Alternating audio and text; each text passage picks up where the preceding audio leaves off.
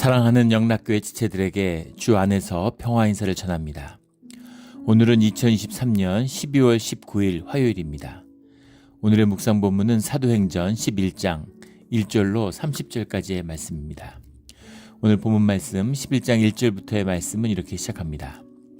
유대에 있는 사도들과 형제들이 이방인들도 하나님의 말씀을 받았다함을 들었더니 사도들과 형제들은 이제 기독교 공동체의 그런 교우들을 이제 지칭하는 표현이죠. 형제들, 사도들이라고 하는 것은 이제 아포스톨로이라는 말인데, 아포스텔로라는 말이 원형이에요. 보내다라는 말입니다. 그러니까 주님에 의해서 보냄을 받은 자들, 사도들이죠. 주님의 증인이고 그것을 증거하기 위해서 세상 가운데로 보냄을 받은 사람들, 우리들입니다. 세상 가운데 주님의 복음을, 주님의 신앙을 갖고 그것을 증거하기 위해서, 전파하기 위해서 보냄을 받은 자들이죠. 그래서 이방인들이 하나님의 말씀을 받았다라고 하는 것은 굉장히 충격이었을 겁니다. 우리에겐 너무 당연하게 보이는 본문이지만 그 시대의 유대인들에게는 굉장히 충격이었겠죠. 왜냐하면 여전히 주님이 유대에 오는, 유대에 약속된, 또 뭐 이스라엘이 주님의 구속된 백성이라고 하니까 그런 유대의 메시아다, 유대를 구원해주는 이제 주님이시다, 이렇게 생각했을 텐데, 어떻게 성령을, 하나님의 말씀을 받았다, 그런데 성령을 받았다라고 하는 이방인의 성령을 받는 10장에 나오는 이제 44절부터 48절까지의 그 사건을 의미하는 거죠.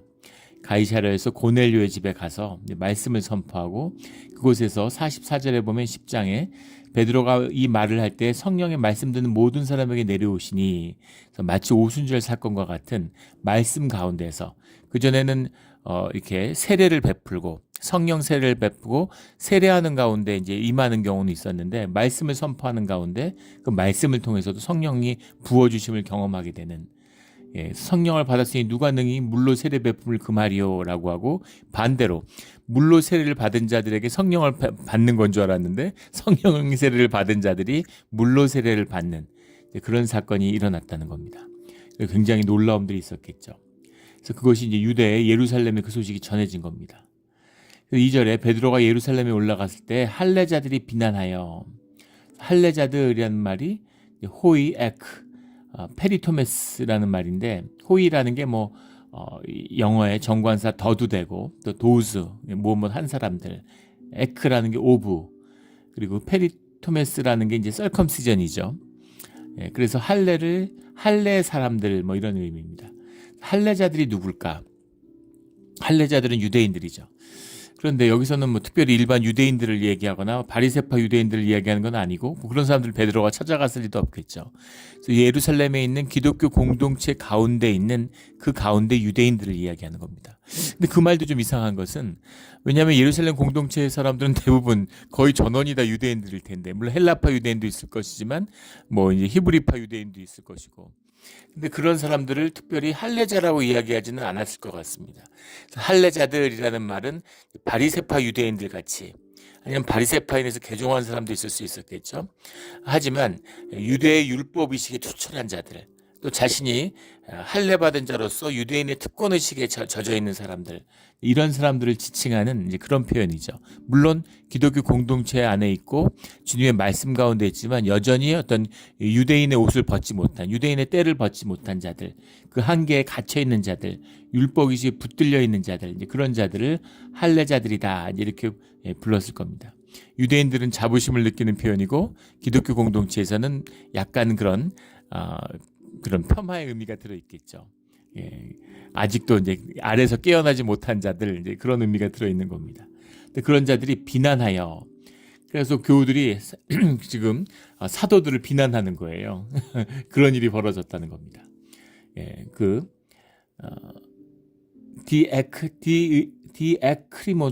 디에크리몬토라는 말인데, 디아크리노라는 말이 이제 원형이죠. 그러니까 단순하게 그런 일에 대해서 이게 어떻게 된 거냐 이런 것이 아니라 힐난하고 비난했다는 겁니다. 그래서 그런 짓을 하면 안 돼, 이렇게 얘기하는 거죠. 근데 그 근거가 뭐예요? 어떤 가르침에 근거해서 그렇게 얘기하는 겁니까? 유대 자신들의 율법적인 이제 그런 관습, 관행, 거기에 근거해서 그 사도들의 행위를 이제 비난했다라는 겁니다. 그 이제 분위기가 굉장히 안 좋고 공동체도 굉장히 좋지 않았겠죠. 그래서 주님의 뜻을 구하는 것이 아니라 너무 쉽게 그런 자신들이 살던 자리로 돌아가는 그런 모습이 심지어 기독교 공동체 안에서도 나타났다라는 겁니다. 그러니까 사람이 자기 경험을 뛰어넘는다는 것이 이렇게 힘든 것이죠. 여성에게 안수를 안 줬죠. 한국교회가. 한국교회가 여성에게 안수 준 지 오래되지 않았습니다.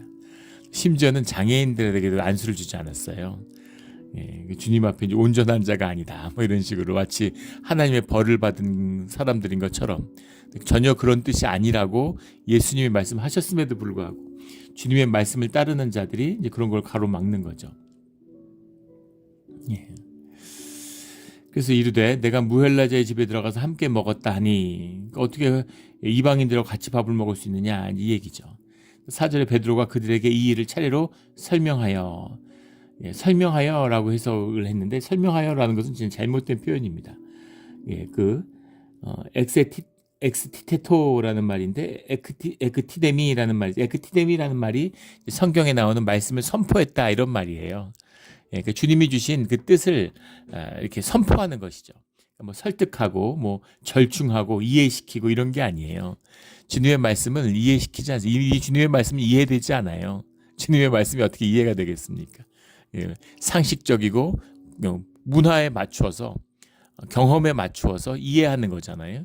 근데 그런 걸 뛰어넘은 것인데 하늘로부터 말미암은 것인데 뭘 이해하겠습니까? 선포하는 거예요. 주님을 믿어라. 설교도 전도도 절대 뭐 3분을 넘기지 마라, 뭐 5분을 넘기지 마라. 전도 훈련 받을 때 그런 이야기를 듣죠. 맞는 말씀입니다. 뭐 그 설득하고 이야기해봐야 무슨 그 결론을 내며 또 설득하고 동의한다 한들 무슨 의미가 있습니까? 아무 의미 없어요. 내가 믿고 내가 동의하고 내가 높여드리고 내가 믿어드리는 이건 신앙이 아니죠. 아무것도 아니에요. 그건 종교인데 더 안 좋습니다. 주님을 모르는 것보다 더 나쁜 상태가 된 거죠. 그래서 말씀을 선포하는 거예요. 복음을 선포하는 겁니다. 그래서 그것을 받을 수 있다면 성령의 역사죠. 주님의 구속하시는 뜻 가운데 있는 겁니다. 그것을 받지 못하는 자라면 그러면 옷에 먼지를 털고 나와야 되는 것이죠. 그 말씀인 거죠. 그래서 말씀이 이제 일어났던 일들, 주님께 들은 말씀들을 선포하는 것입니다. 그래서 10장에 경험했었던 욥바에서의 사건들, 또 고넬료와 만난 이야기들을 쭉 설명하는 거죠. 15절에 내가 말을 시작할 때 성령이 그들에게 임하시기를 처음 우리에게 하신 것 같이 하는지라. 주님의 주권인 오순절에 성령 강림을 경험한 사람들이니까. 또 여기서 하나 볼 수 있는 것은 성령이 내게 임해서 성령 세례를 받았다고 해서 우리의 인격이 갑자기 다른 사람이 되거나 무슨 뭐 그런 것은 아니라는 겁니다. 성격이 안 좋았는데 성질이 안 좋은데 성령이 임했다고 해서 성질이 좋아지지 않아요. 그거하고 다른 이야기라는 겁니다. 물론 주님의 뜻에 붙들리고 주님과 교제하면서 신앙생활을 해가면 그러면 인품이 좋아지고 사람이 변화되죠. 생명이니까 당연한 것이죠. 시간이 오래 걸립니다. 그래서 변화되고 자라가는 것이 그게 진짜죠. 성령 받아서 오늘부터 새 사람 됐어. 완전히 다른 사람이야.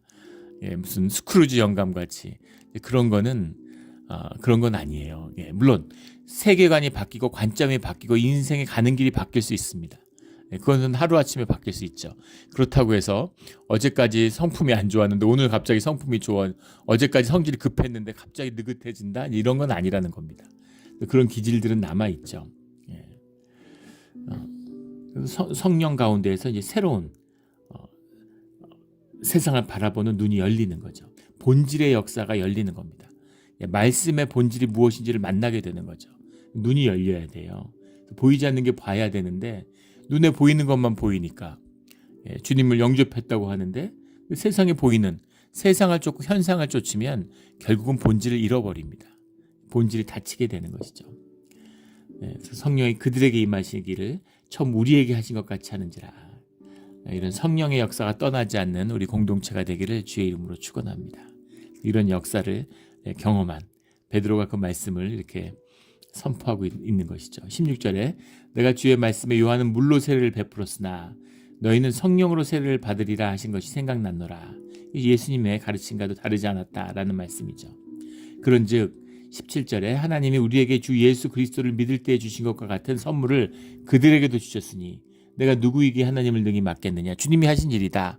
내가 하고 한 일이 아니고 주님의 명령을 받아서 한 일이다. 나도 율법을 알고 나도 유대인이다. 그래서 그걸 지키고 싶고 그걸 거절하고 해도 주님이 3번씩 환상을 통해서 주님의 말씀을 주셨고 강권의 역사가 있었고 거기에 내가 순종했다. 이렇게 얘기하는 거죠. 18절에 그들이 이 말을 듣고 잠잠하여. 주님의 말씀을 듣고 나니까 모두 잠잠한 거죠. 성령의 역사 가운데 있으니까. 하나님께 영광을 돌려 이르되 그러면 하나님께서 이방인에게도 생명 얻는 회개를 주셨도다. 이방인을 향한 하나님의 복음이 선포됐다라는 것을 받아들이게 되는 거죠. 근데 사실은 우리가 구약을 읽어보면 알잖아요. 출애굽부터 시작해서 구약의 모든 역사 가운데 늘 이방인들을 주님을 영접하는 자들은 주의 자녀가 되고 이스라엘이 됐습니다. 이스라엘의 본질이에요. 무슨 유대의 혈통도 아니고 유대의 족보도 아닙니다. 족보라는 것은 믿음의 근거가 됐을 때 의미가 있는 것이지 살아계신 주님이 함께하지 않는데 인간의 족보가 무슨 의미가 있겠어요. 절대 혈통적인 의미, 지금도 그렇죠. 혈통적인 의미의 이스라엘이라는 건 존재하지 않습니다. 그래서 하나님께서 이방인에게 생명 얻는 회개를 주셨음을 이제 받아들이게 됐다라는 거죠. 19절에 그때 스데반의 일로 일어난 환난으로 말미암아 박해가 일어났는데 흩어진 자들이 베니게와 구브로와 안디옥까지 이르러 유대인에게만 말씀을 전하는데, 베니게라는 건 이제 오늘날의 레바논을 의미하는 거고 구브로라고 하는 것은 이제 민수기 24장에 나오는 기띔이죠. 기띔이 구브로인데 이제 오늘날의 키프로스입니다. 상업의 그 당시에는 중심지였고 페니키아인의 고향이고 키프로스인데 바나바가 이제 키프로스가 고향이죠. 구브로와 또 안디옥까지. 안디옥은 그 성경에 이제 안디옥이라는 이름은 이제 여기저기 있었어요. 왜냐하면 우리가 잘 아는 셀류쿠스 안티오쿠스죠. 알렉산더의 4명의 장군 중에서 프톨레미우스 같은 사람은 이제 애굽에 가서 프톨레미 왕조를 세웠고 셀류쿠스가 이제 셀류쿠스 왕조를 세웠는데 그 셀류쿠스 안티오쿠스 이름을 따서 안디옥이 된 거죠. 근데 성경에만 해도 비시디아의 안디옥 이렇게 나오는 지명이죠. 터키 안에 있는 터키의 그 중부 지역에 있는 아나톨리아 반도의 중심부에 있는 비시디아 안디옥이 있고 여기 나오는 안디옥은 시리아의 안디옥이죠. 시리아의 수도였던 시리아의 안디옥인데 그 안디옥이라는 도시는 그 로마의 그 제3의 도시죠. 로마와 알렉산드리아에서 이집트에 있는 이런 지중해 연안에서 3대 도시였다고 하니까 이제 굉장한 규모를 자랑하는 도시였다는 걸 알 수 있습니다. 또 이 유대인이 그 당시에 예루살렘에 살던 유대인의 2배 정도 되는 유대인이 안디옥에 살았다고 그래요. 그러니까 어마어마하죠. 유대인들에게 있어서 안디옥이라는 건 너무너무 알렉산드리아는 물론 안디옥보다 더 많이 살았다고 합니다. 그러나 안디옥에 한 7만 명, 알렉산드리아 한 10만 명 이렇게 유대인들이 살았고 예루살렘에는 한 3만 5천, 2만 5천 이 정도밖에 되지 않았다고 하죠. 그러니까 유대인들의 중심이 안디옥과 이제 알렉산드리아에 있는 거예요. 근데 물론 그 사람들은 이제 헬라파 유대인들이라서 히브리어 말도 모르고 아람어도 일부만 할 수 있고 헬라어를 하는 사람들이죠. 그러나 그들이 이제 유대인인 건 맞습니다. 그래서 안디옥이나 이런 지역들이 굉장히 중요한 그런 그 유대 문화의 중심지였고 기독교가 유대인들 가운데서 시작됐으니까 그 기독교 운동에도 굉장히 중요한 시작점이 되는 거죠. 안디옥 교회에 이제 이 바나바와 이 바울이 가게 되잖아요. 바나바가 가리켰고 바울이 가리켰고 바울도 그 에베소와 고린도를 제외하고는 대부분의 이제 우리 사도행전에 나오는 서신서에 나오는 그 교회들에 잠깐씩 머물렀어요. 잠시만 머물렀는데 이 안디옥 교회는 이제 오랜 시간 머물면서 말씀을 선포하게 된 겁니다. 바울이 말씀을 가리켰는데 얼마나 그 영향이 컸을까 하는 걸 이제 볼 수 있는 것이죠. 나중에 2세기가 이그나티오스나 이런 그 굉장히 성경에서 중요시되는 나중에 3세기, 4세기 가면 크리소스톰 이런 굉장히 그 신학사에 있어서 교회사에 있어서 중요한 초대 교부들이 안디옥 교회에 있었습니다. 굉장히 기독교 역사에서는 이제 중요한 그런 교회죠. 그래서 그 유대인들에게 말씀이 막 선포되는 박해를 받아서 퍼져갈수록 디아스포라의 유대인들이 될수록 점점 더 복음이 퍼져가는 거죠. 이 주님의 역사고 고난의 비밀이죠. 고난이 있을수록 신앙이 더하여지고 믿음이 더하여지고 박해가 있을수록 복음이 더 퍼져나가는 겁니다. 이게 복음의 놀라운 비밀이에요. 이게 삶의 진실에 고난에 숨겨진 깊은 생명의 비밀입니다. 우리 이 베이 지역이 미국 전체에서도 가장 복음화율이 낮은 그런 곳이라고 그러죠. 교회 나간 사람들이 거의 없다고 그래요. 1%도 안 된다고 그럽니다. 그래서 사실은 미국에서 선교사를 외국으로 파송하는데 아프리카에 파송하는데 아프리카가 뭐 지금 복음의 중심지죠. 가장 교회가 융성한 것이 이제 아프리카입니다. 근데 신기한 건 이제 아프리카처럼 와야 이제 기독교가 이렇게 기독교 국가처럼 된 이제 그런 곳이 많지만 지금 사실은 그 선교에 있어서 가장 불타오르는 곳이 이란이라고 그러죠. 참 신기하죠. 이란에서 그렇게 이제 복음이 전파되고 지하교회가 퍼져가고 있다는 거예요. 이란, 이라크 이런 데서 활발하답니다. 잘못하면 죽을 수도 있는데 박해를 받는데 그런데 복음이 더 빛을 발하는 거죠. 진실의 비밀이고 생명의 비밀입니다. 생명의 진실을 떠나지 않는 우리의 믿음의 자리가 되기를 주의 이름으로 축원합니다. 20절에 그 중에 구브로와 구레네 사람, 구레네라는 건 리비아죠. 오늘날에 몇 사람이 안디옥에 이르러 헬라인에게도 말하여 주 예수를 전파하니 놀라운 이방인들에게 이제 복음이 선파되기 시작했다는 거예요. 그러니까 이런 사람들이 삶을 섞으면서 믿음의 사람들이니까 삶을 나누면서 자연스럽게 기독교의 복음이 이제 퍼져나가기 시작하는 거죠. 헬라인에게 말하여 주 예수를 전파하니 21절에 주의 손이 그들과 함께 하심에 수많은 사람들이 믿고 주께로 돌아오더라. 누가의 독특한 표현이죠. 주의 손이 그들과 함께 하심에 성령의 역사 가운데 있으니까 믿는 사람들이 주님께 회복되는 자들이 계속해서 나타나더라라는 거죠.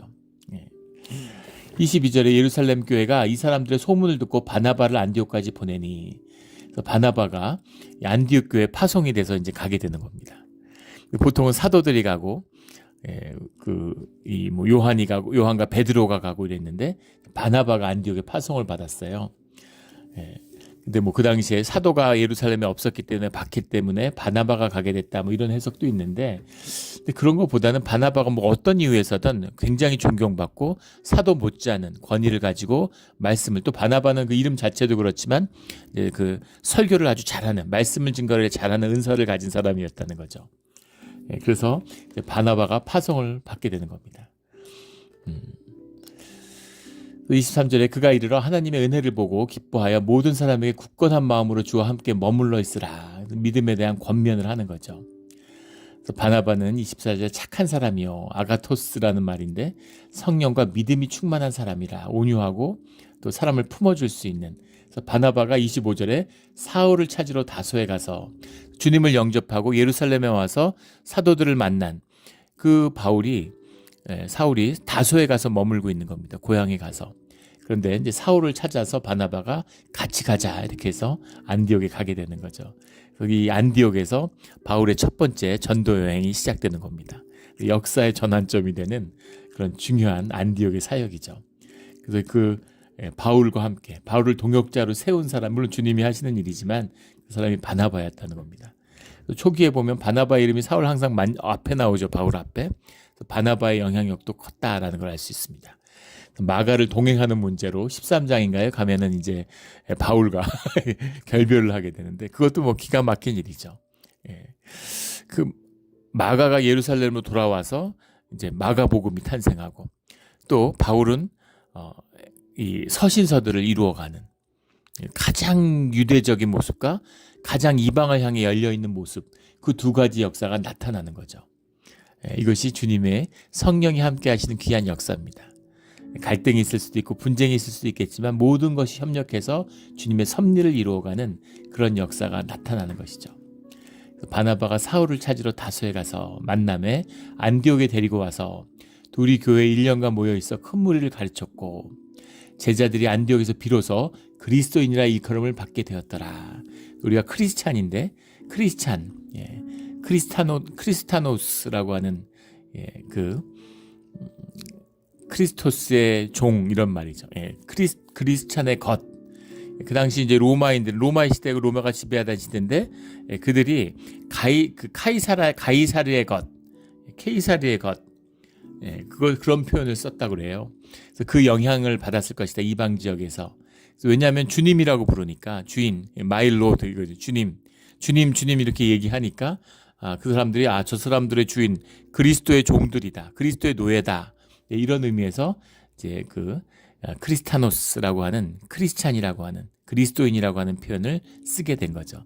스스로 만든 거나 자칭한 것이 아니라 이방인들이 보기에 구별되어지는 저 사람들은 확실히 기독교인이구나. 저 사람들은 다르구나. 이런 것을 이제 보게 되는 거죠. 이게 기독교인의 참 모습입니다. 기독교인의 참 모습이에요.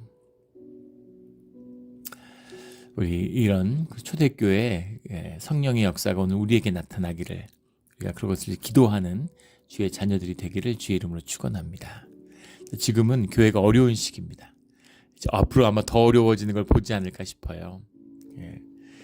솔로몬의 때라기보다는 바벨론 유수의 때와 같은 굉장히 이제 힘든 시기를 갖게 될 겁니다. 이 어려운 시기 가운데 우리의 그 참된 믿음, 우리의 신앙, 이 진실한 신앙, 신령과 진정이 회복되고 예배가 회복되는 그런 귀한 시간이 돼야 되는 것이죠. 그런 것이 회복되면 다시 주님의 복음이 일어나는 그런 일들을 보게 될 거라고 믿습니다. 그리스도인이라 일컬음을 받게 되었더라. 그래서 그리스도인이라는 것이 이제 역사 가운데 처음으로 나타나게 되는 세계 역사의 중심이 기독교잖아요. 기독교의 역사가 시작되는 그 시작이죠. 안디옥이었다라는 겁니다. 27절에 그때 선지자들이 예루살렘에서 안디옥에 이르니 그 중에 아가보라 하는 한 사람이 일어나 성령으로 말하되 성령의 붙들림을 받아서 주님의 말씀을 선포했다는 거죠. 천하의 큰 흉년이 들리라 하더니 글라우디오 때에 그렇게 되니라. 글라우디오는 주후 41년부터 54년까지 로마를 다스렸던 황제죠. 근데 글라우디오 황제 치세 가운데 46년에 그때 이제 대흉년이 들어서 이 소아시아 지역이 완전히 황폐화되는데 그 사건을 지칭하는 역사적으로 기록이 다 남아있는 그 흉년이죠. 29절에 제자들이 각각 그 힘대로 유대에 사는 제자들이라는 거, 형제들이 다 이제 크리스찬 공동체를 말하는 거죠. 그들이 유대에 사는 형제들에게 부조를 보내기로 작정하고 예루살렘에 있는 형제들이 어려움을 겪고 있다고 하니까 근데 여기서 놀라운 것은 뭐냐면 이 제자들은 어떤 제자들입니까? 이방인들이에요. 헬라인, 이방인 제자들입니다. 이방인 크리스찬들인데 유대에 사는 유대에 살고 있는 유대인들에게 민족의 정체성이 있고 또 뭐 국가의 정체성이 있을 수도 있고 계급의 정체성이 있을 수도 있겠죠. 뭐 인종의 정체성이 있고 여러 가지 정체성이 있을 수 있을 겁니다. 근데 그걸 뛰어넘는 믿음의 정체성이 생겨나서 유대인이지만 예루살렘에 살고 있지만 얼굴 한번 본 적이 없지만 같은 통치의 나라 안에 있다는 생각도 들지 않는데 그들을 한 형제로 자매로 가족으로 받아들여서 그래서 그들에게 돕기로 그들에게 연보를 하기로 그렇게 작정했다라는 겁니다. 30절에 이를 실행하여 바나바와 사울의 손으로 장로들에게 보내니라. 그 연보를 예루살렘에 전달했다는 것이죠. 놀라운 역사입니다. 놀라운 역사예요.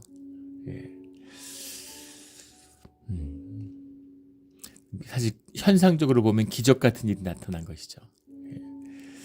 일제 때 조선 사람이 일본에 관동 지진이 났는데 그걸 돕기 위해서 헌금을 했다. 자발적으로. 그런 것만큼이나 있을 수 없는 일인 것이죠. 근데 그런 일들이 믿음 가운데 일어나는 겁니다. 이것이 이제 성령의 모든 것을 새롭게 하는 만물을 새롭게 하겠다라는 주님의 약속처럼 만물을 새롭게 하는 주님의 새로운 출발이죠. 세상에 화해를 이루는 한 나라인데 같은 정당 정치 안에 있는데 거의 원수진 것 같아요. 미국도 그렇고 한국도 그렇고 보면 세상에 원수도 이런 원수가 없습니다. 이렇게 어떻게 미워하고 증오하고 서로를 혐오할 수 있을까요? 근데 이거를 풀질 못하는 거죠. 풀질 못해요. 근데 이 미움, 원수진 것, 갈등 이것을 풀 수 있는 유일한 근원, 이걸 뛰어넘는 화해와 사랑과 평강의 근원은 주님밖에 없습니다. 우리 이 주님 안에서 평강을 이루어내는 우리의 삶의 경험을 뛰어넘는 그런 성령의 역사가 우리 가운데 나타나기를 예수 그리스도의 이름으로 축원합니다. 아멘. 기도드리겠습니다. 하나님 아버지 감사합니다. 오늘 말씀 가운데 안디옥 교회의 시작을 말씀하여 주시니 감사합니다. 이방인과 유대인이 하나가 되는, 있을 수 없는, 도저히 있을 수 없는 그런 새로운 출발, 현상을 뛰어넘는 본질의 회복을 오직 주님만이 이루실 수 있음을 저희가 믿습니다. 주님, 우리가 믿음으로 주님 가운데 행할 때 우리의 삶의 경험을 뛰어넘는 새로운 삶의 시작, 새로운 출발이 일어나게 하여 주시옵소서. 모든 것을 주님께 맡기며 늘 감사하며 예수 그리스도 이름으로 기도드렸습니다. 아멘.